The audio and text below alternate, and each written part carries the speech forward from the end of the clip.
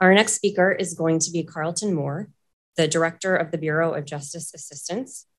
Karhlton was appointed to head BJA in February of 2022 after spending nearly 2 decades leading Ohio's Office of Criminal Justice Services.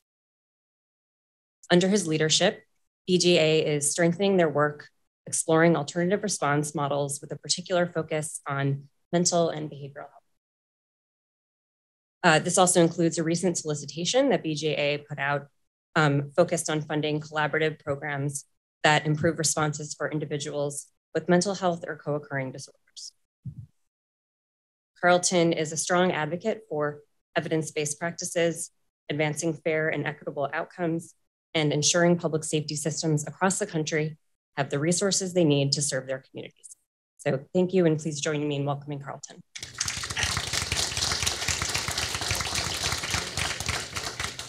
Hi, good afternoon. Oh, well, thank you to the 5 or 6 people who responded. It's good to be here with the Policing Project. Thank you, Barry, for the invitation to be here. Thought I should come. I thought Barry might sue me if I didn't, but it's good to be here with Barry. But I want to talk about our work here at BJA and some of the work that we're doing around our grants. I was going to talk just really about our grants, but listening to this conversation that's taken place. So this is where everyone on my staff gets a little nervous. Like, oh my God, what's he going to talk about? I promise I'm not going to talk about baseball. So last year, Barry invited me to the board, and I had a great conversation with the board and talked about our work around the Knowledge Lab and talked about baseball stats around sabermetrics and kind of comparing the concept of new knowledge that we had understood through the consent decree process and how this knowledge was within a small group of agencies across the nation, and then comparing that to advancements in knowledge that had taken place in baseball. But I'm not going to do that. I'm not going to do that today. I do want to go back, though. I'm going to just tell a quick little story. And the story is about when I found out that I was going to have the chance to be the director of BJA. And I was driving in my car. I had my now 15-year-old son with me. We were on our way actually to basketball practice. So I coached his team, and I coached my daughter's team, and I coached my older son's team. I was not coaching. I had made the decision not to coach my youngest son, Cam's team. He's a challenge.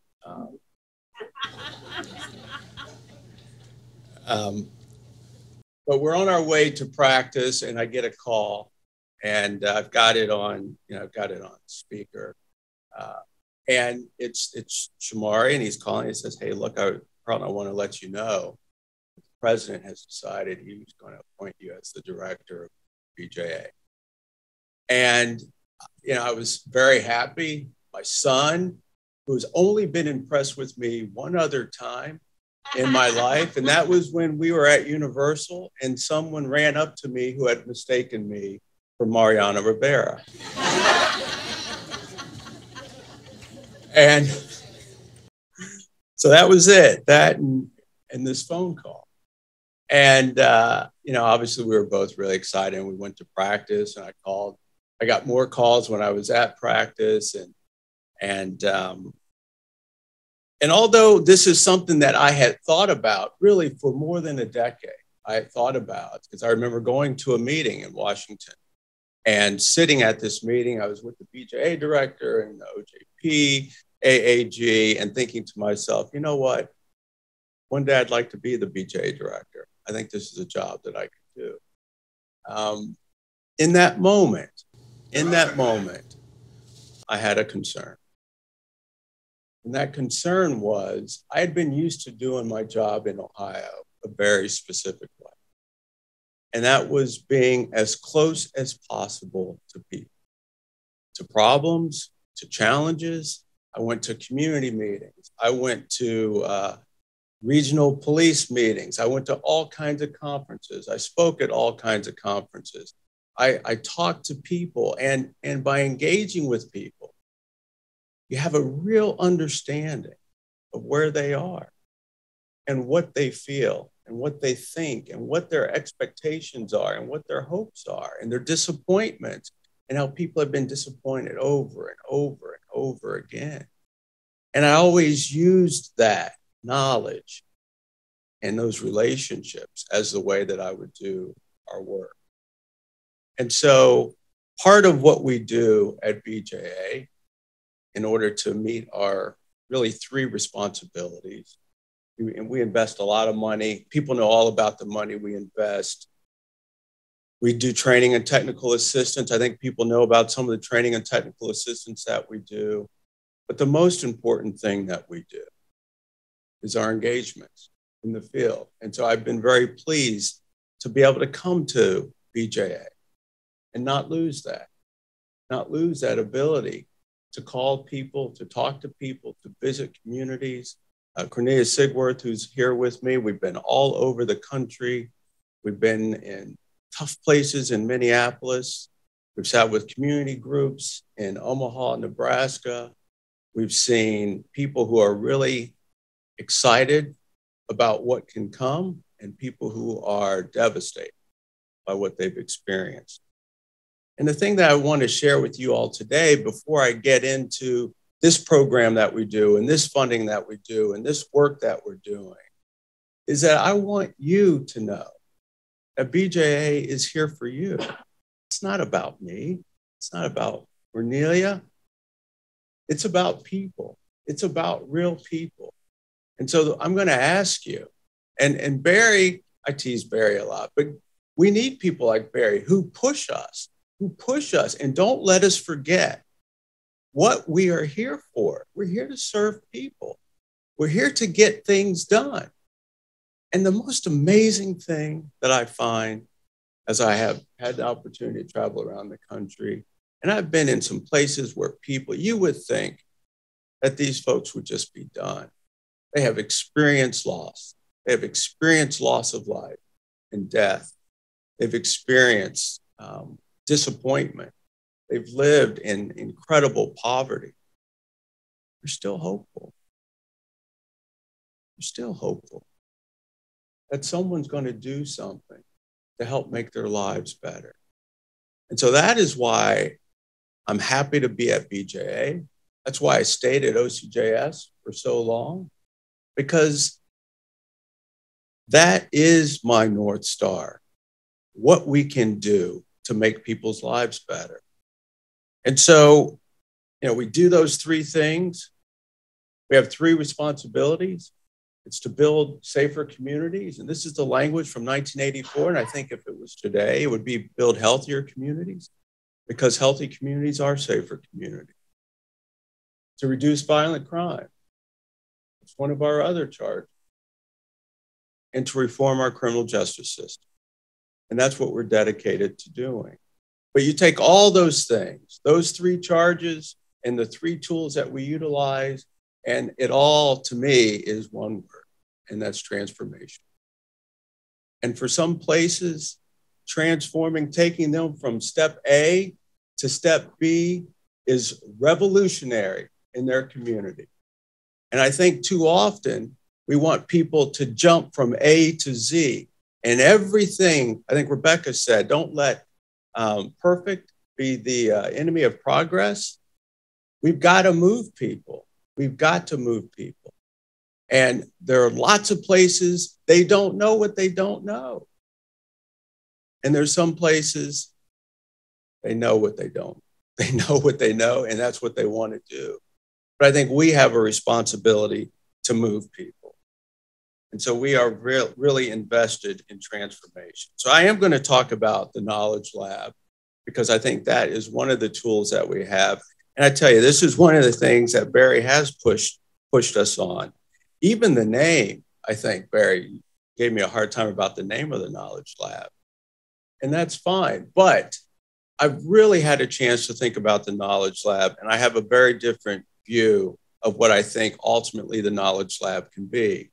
But it is supposed to be a single place where policing organizations and communities can go to understand the value and the importance and what constitutional policing looks like.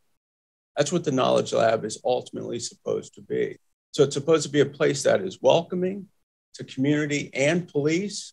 And it's a place where, just like the name says, it shares knowledge.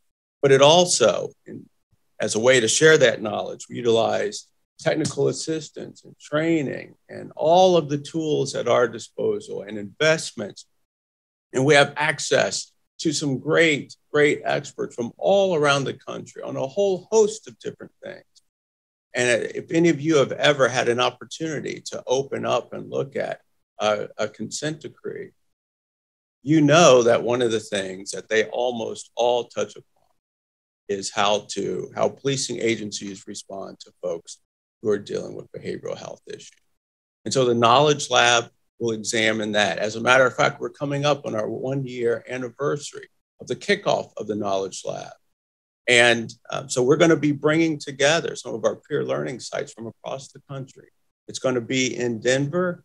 Actually, it's next week. Sometimes I went through most of today thinking today was Friday, but it's going to be next week in Denver. So I think that, the Denver City Attorney will see you next week. But it's a real opportunity. But I have to say, my thinking about the Knowledge Lab changed a great deal when I visited the United Kingdom. And policing there is very different than it is here. It's very different. The uniformity that they have. There is one problem-solving model for England and for Scotland. They all use the same problem-solving model. And when there's a problem and when there's an issue with response, they go back and they walk people through that model. How did you do this? How did you do this? How did you make this decision? And so the Knowledge Lab, for me, represents one of the opportunities for us to bring some uniformity to the practice of policing in the United States, not just on response to folks who we're focused on here today, but evidence-based practices and others in all sorts of different ways. And I think that will give us a better opportunity to move the field further and to progress things along. So that is the Knowledge Lab. But the other thing I would urge people to do is to continue. We're still in the process of shaping exactly what the Knowledge Lab should be, what it should look like. And we want to hear from you. We want to hear from you because it is a place for police and for community both. All right, so let me talk just a little bit about our CBI investments. And, CBI is something that's been around for a long, long time. And I've had a chance, even prior to coming to the Department of Justice, to share some time with folks who have been invested in this work. And I think their response to our investments that they don't share with me, but I can hear it, is it's about time. It's about time. And it is. It's a long overdue investment because we have people all around this country. And this is one of the things that really frustrates me because I hear all the time that people only get upset about one type of difficult event or dramatic event, or only things like George Floyd upset people, or those are the only things that people care about. And that's incredibly frustrating because I see all over this country people who have been for years, focused on ways to make their community safer. And they have put life and limb in the way. And some of them, unfortunately, have lost their lives while trying to make their community safer. And it's time that we at the Department of Justice make investments. And so we started last year with a modest investment of $100 million, and we'll do another $100 million this year. And we will make these investments to support this work. And, last 2 weeks ago, I was in Omaha and had a chance to meet with some of the CBI program that we're funding, and then some other programs. And I wish everyone could be there. I wish everyone, and I'm sure many of you have had the opportunity to work with some CBI partners, but it's incredible the work they do and how much they care about their communities. And a lot of this, quite frankly, and I'm sure you know, was born out of frustration that a lot of people didn't care about the challenges that they were facing in their community. And so they took it upon themselves. And so I do get upset when I hear people say that no one cares about urban violence, because I've met people all over the country who do care, and they care every day, and they care about their communities, and they work like crazy to try to make their community safer. And while I think it's important that we evaluate the impact of the investments that we're making, I'm not going to put on CBI what I don't put on anyone else. No one else, in order to get their funding, is required to make their community violence free. And I'm certainly not going to make CBI have to go through that either. The last thing I want to mention is our Justice and Mental Health Collaboration Program. This is an opportunity for us to build co-response models. And I know, having sat through a few things today, not everyone's a fan of co-response models, and that's fine. But I'm going to meet people where they are, and this is where a lot of people are. And as a matter of fact, for a lot of communities, to move to co-response when they have only invested in one type of response in their history is an awfully big step for them. And so that's a step that we're going to fund and continue to fund and build upon across this country. For too long, we have relied on police to be our response mechanism to everything under the sun, from children who are seemingly out of control, whose parents can't control them, to even a lady who saw a fireman that she really thought was attractive when he was there before and called 911 hoping that he would come back.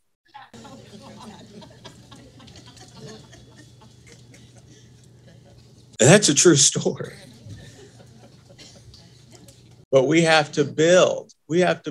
And quite frankly, I was in LA last year, and I saw the incredibly impressive and large investment that they have made in being able to build a response. And while I was incredibly impressed with it, I was also deeply saddened by it. Because why is it that no one else is there to do that work? Why is it that we're always going to the police? And quite frankly, I'm going to tell you, part of the issue that we have with co-response models is that some of the co-responders only want to respond between the hours of 8 and 5. And that's an enormous challenge. And that's not true everywhere, but it's true in an awful lot of places. And that's the reality.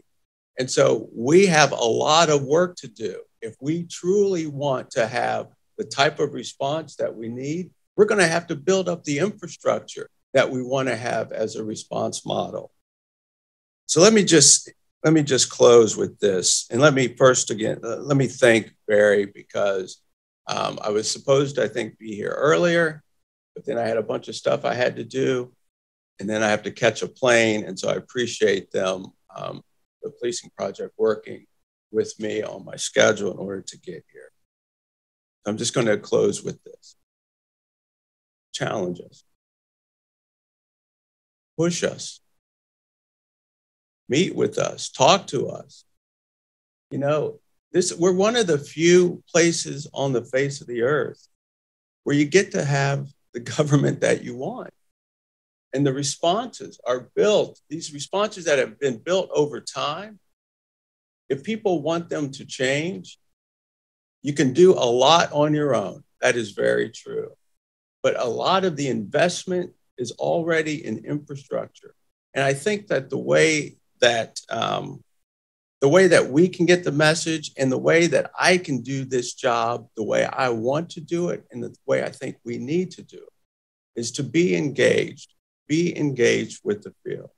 And so I appreciate all the work that you're doing, because I have to say, I think there are times if all you do is watch the news or listen to talking heads or just go on social media, you forget people like the folks in this room. You think we're just selfish people who care only about what impacts us. And one of the great benefits that I get is that I get to go all over this country and see people like I see here who care about other people, strangers, people who don't know your name and perhaps will never know what you've done to help make their life better. So I want to thank you all for the work that you do. And I want you to know that you have a partner at BJA. Thank you very much.